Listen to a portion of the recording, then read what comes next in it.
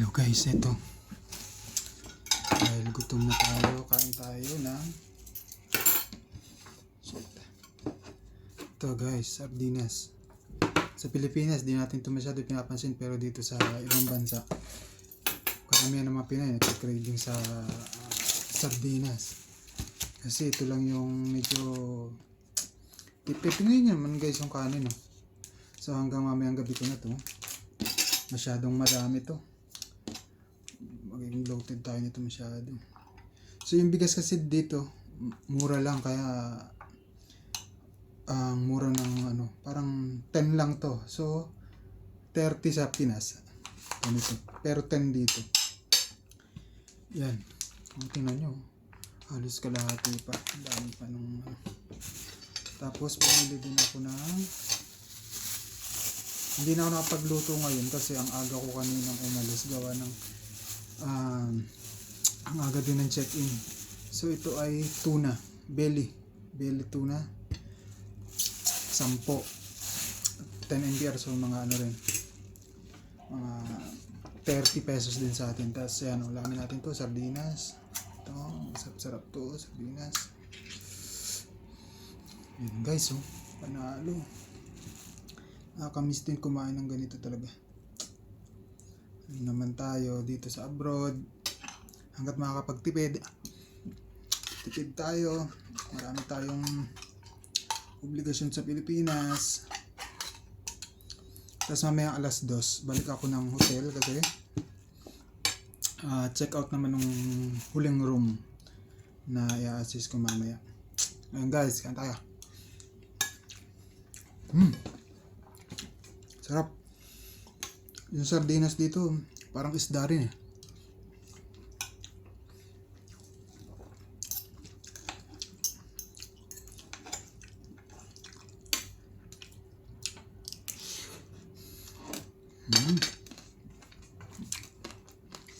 Panalo.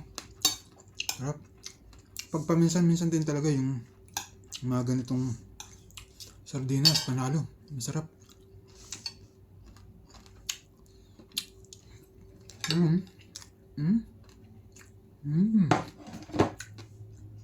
Sarap.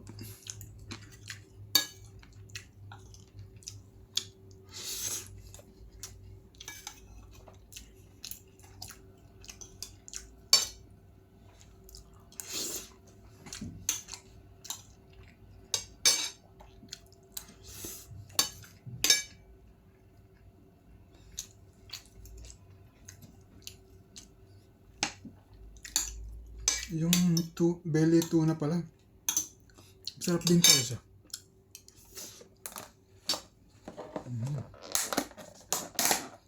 May niluto rin ako kagabi,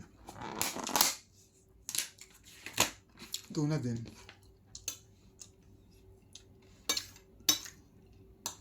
So may tira pa ako ngayon.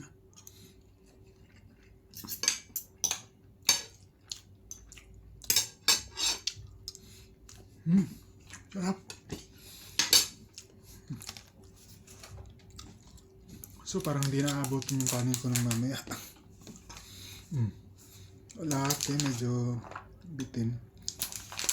Ang sarap din ng sardinas pala pag ganito hindi siya laging pagkain mo. Ang sarap. Nakakamiss din talaga to. Kaya nung pumunta ako sa Pino store, siya, Filipino store dito sa Maldives.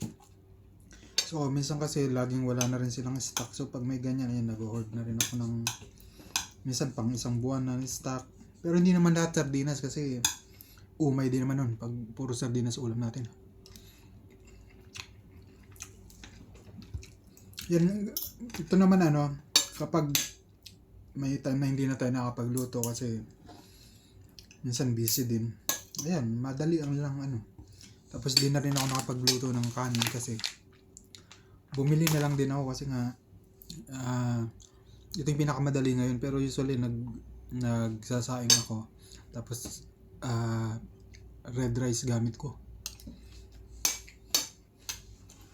Ngayon lang uli ako nagkanin ng marami kasi feeling ko gutom na gutom ako kasi nakita ko nga ng sardinas. Sabi ko, ang sarap. Piling ko kakain ako ng marami, sabi ko. Ayos na. Saran. Vlogger yan, oh. Pagkakain. Balik na naman tayo.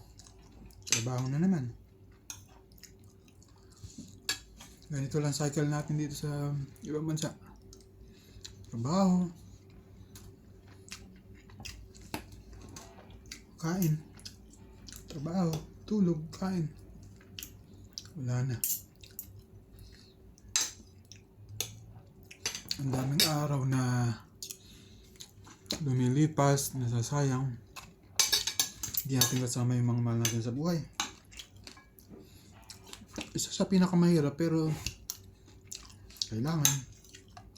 Pero sayang. Tuwing gabi dun natin maiisip na sana kasama natin yung mga anak natin. Lalaro. So kung sa Pilipinas naman, wala rin tayong aasahan. Kaya nagtsatsaga tayo. Tayo naman mga Pilipino. Ano naman tayo? Nagtsaga tayo.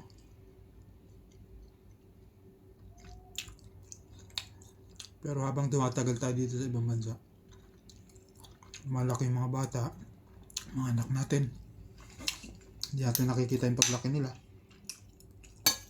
Sa screen lang natin sila nakikita. Kung kumusta sila. Sana, pagdating ng araw, yung buong pagsasakripisyo natin dito, magbunga lahat. Kasi mahirap ang ibang bansa. Pag nagkakasakit ka, kailangan ka rin,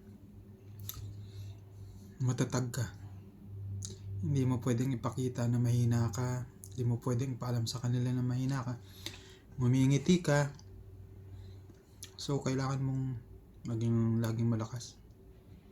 Kasi para sa kanila eh.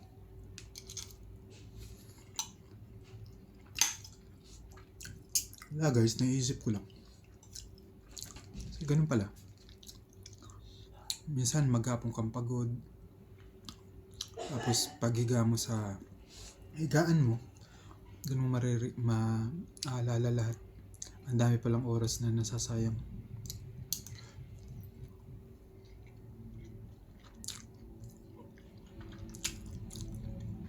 Habang tumatanda ka dito, lumalaki yung mga anak mo na hindi tayo kasama. Sayang yung oras.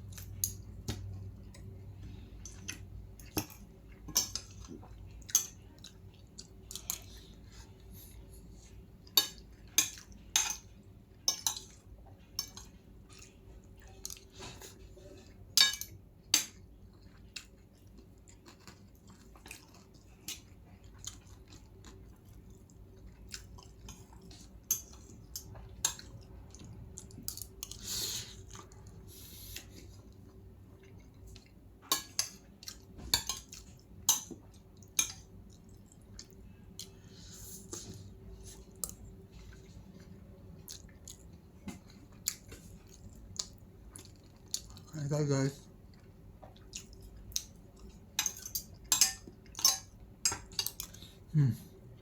Sasain na lang ako mamaya. Wala na. Sira na naman yung diet natin. So kailangan natin tuntunawin mamaya. So kailangan natin mag jumping rope or jogging mamaya para tunaw natin to. Mag cardio ulit tayo.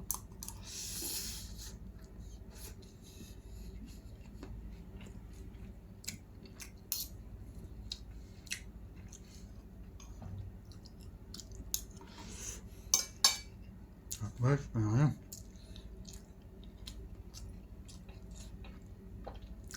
Yung guys, Sardines, pag OFW, the best. Yun. Hanggang dito na lang guys. Salamat.